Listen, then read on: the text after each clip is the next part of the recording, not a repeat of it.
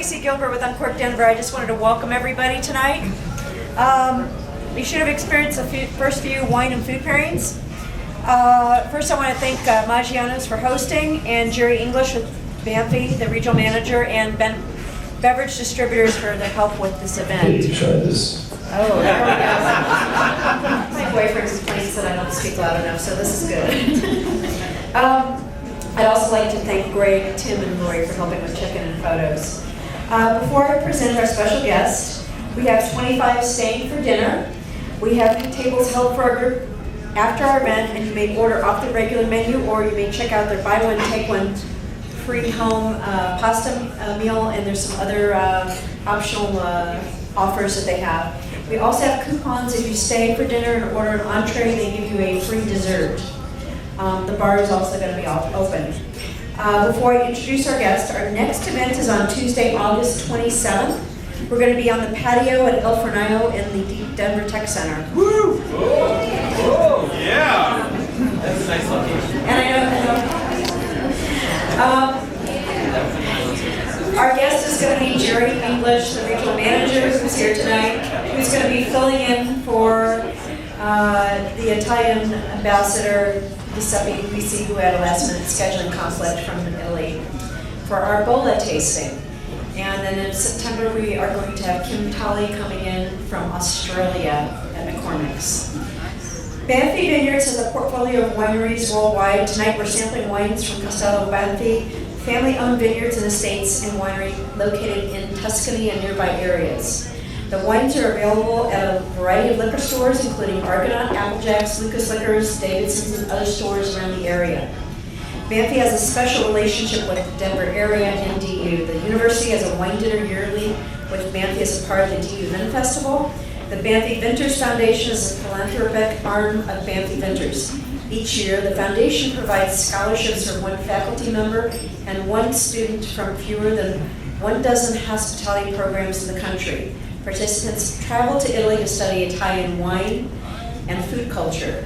2013 will mark the 12th year that the University of Denver's Fritz Nobel School of Hospitality Management at the Daniels College of Business has participated in the Banfi program. I'm pleased to introduce Bill Whiting, Banfi's National Education Manager. He's part of the third generation involved with the family business. Mr. Whiting is a grandson of John Mariani Sr., who founded Banfi in 1919. Please give your attention a warm welcome to Bill Whiting. Hello. Howdy. Buonasera. Buonasera. Come on, you've all had a glass of wine or two. Buonasera. Buonasera. Okay, here's my southern Tuscany accent. Buonasera, y'all. I gotcha. Well, again, I thank you. Good evening. Welcome. Thank you for taking time out of your special evening to be with us here tonight. We hope you have fun, because that's what wine is all about. Wine has only one purpose in life, to give pleasure, and I think we're all here for a little pleasure, aren't we? Yes, okay, good. What I'd like to do is I'd just like to take a few minutes and tell you about the story about who we are, what we are, so you can put a name and a face together, and then I'd just like to briefly talk about the wines that you had and the wines that you are about to have. And if you have any questions, we have wonderful people here to answer your questions. So Banfi, what is Banfi? Banfi is two things. We are an importing company and we are a vintner. So we got our start in the importing business back in 1919. The company was actually founded by my grandfather, John Mariani Sr. Now I have to go back a few years earlier to 1919. We have to go back to the year 1895 because that was the year my grandfather was born. He was actually born here in the United States. He was born in a little town called Torrington, Connecticut. Anyone from the East Coast here? Sweet! East Coast. So Torrington, Connecticut is about an hour to an hour and a half northeast of New York City. And the parents came over from a little town in Italy right outside of Milan called Saronno. And you might remember the name Saronno because there's a beautiful almond-like liqueur called Amaretto di Saronno. So the family came over from Saronno. They came to America to pursue the American dream. They had 6 children. One of those children was my grandfather, John. And unfortunately, his father, who was a carriage maker, and he was the only one that really spoke the English language, passed away at a very young age, leaving a wife and 6 children. And if you were in the wife's shoes, what would you do? If you didn't speak the language, you didn't really have a good support group, you would probably move your family back to your native country, and that's what she did. So she moved back to her native Milan, and she moved in with her aunt. And her aunt's name is Theodolinda Banfi. Kind of sounds familiar, doesn't it? Banfi Vintners, Castello Banfi, Theodolinda Banfi. Well, at the time, Theodolinda Banfi was head of the household for the Cardinal of Milan. His name was Achille Ratti.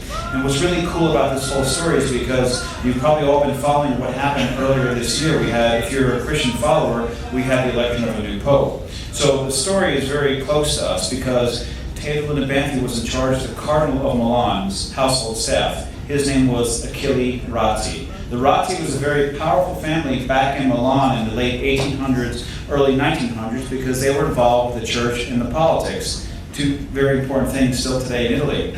So Theodolinda Banfi was in charge of the Cardinal's wine cellar, and she ran the household staff. So that's where my grandfather learned everything about food, art, wine, the history, the culture of Italy. And it soon became clear that that's what he wanted to do for a business and a business career. So he moves back to the United States in 1915. He got drafted by the U.S. Army, and he was in the U.S. Army from 1915 until 1918. And then in 1919, he decided to start this importing company. And he decided to name this importing company Banfi in honor of the woman who not only inspired him, but also gave some of the seed money to help start the company. So let's just jump ahead a few years. Let's go to 1922, because the current pope at the time was Pope Benedict XV.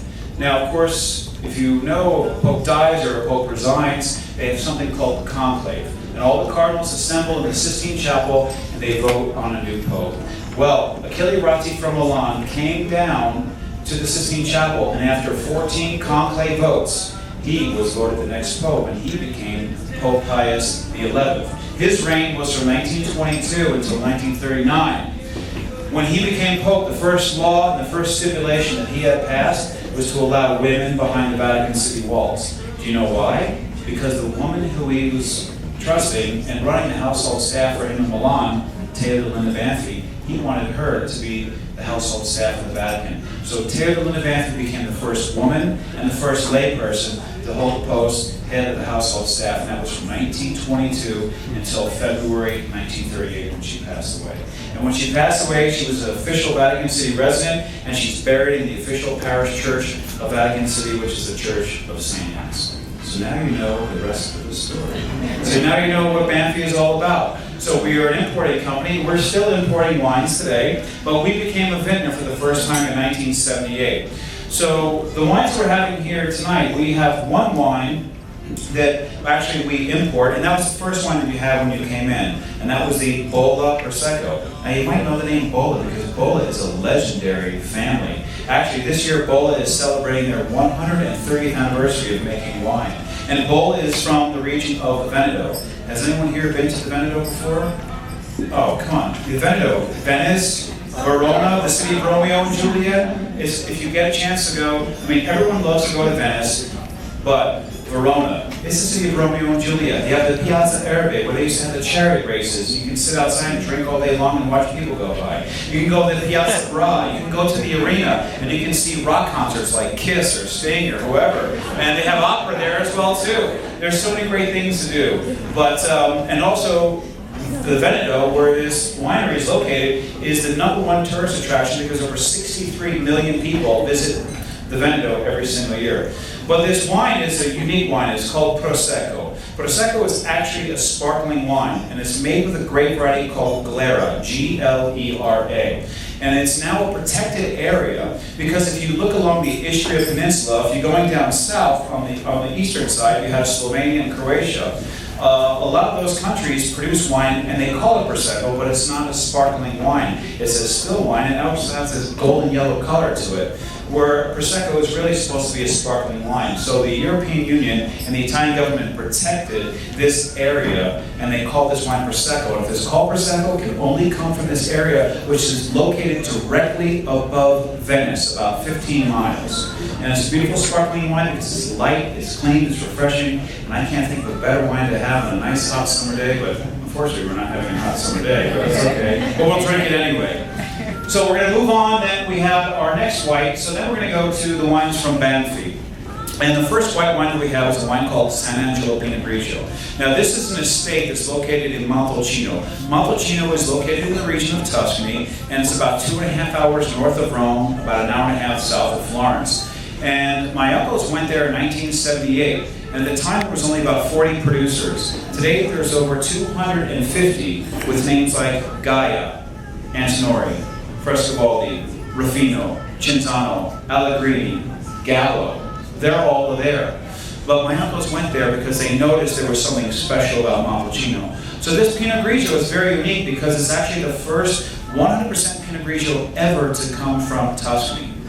And it's 100% Pinot Grigio, and the difference between Pinot Grigio from Tuscany versus its northern counterparts, and if you've ever had Pinot Grigios from the north, they're beautiful, but it's also a different climate. It's also different soils. You know, the big buzzword in the wine industry is terroir. That's a climate. So let's just suppose we're downtown Denver. We plant Pinot Grigio here. We go to the tech center. We plant Pinot Grigio there. We go by the airport. We plant Pinot Grigio there. Guess what? They're all going to taste different because of the microclimates and the soils. So this Pinot Grigio has more of an aromatic character to it. It doesn't have the minerality like you would get from the north, but it's more fruitier, more florally, but it also still has a good vein of acidity. I think it is really unique and special, and it's all aged in stainless steel, so you don't have to feel like you're picking splinters out of your tongue or somebody whacked you over the head with a 2x4. So now we move on to the reds, and then the first red that you had was the Chianti Classico. Now remember, Chianti, everyone knows Chianti. Chianti is actually a blend, and it's basically made with the grape variety Sangiovese. Sangiovese is the most important red grape variety in Italy, but it's also the most important grape variety, either red or white, because 10% of all Italian vineyards are planted with Sangiovese. But Sangiovese really is king in Tuscany. But it's also called Chianti Classico. Classico is a meaning in Italian. It basically means it's coming from the original or historical growing area. So this is the wine that's going to have some nice earthy overtones. This is going to be soft and pleasurable, but also this is a food-friendly wine.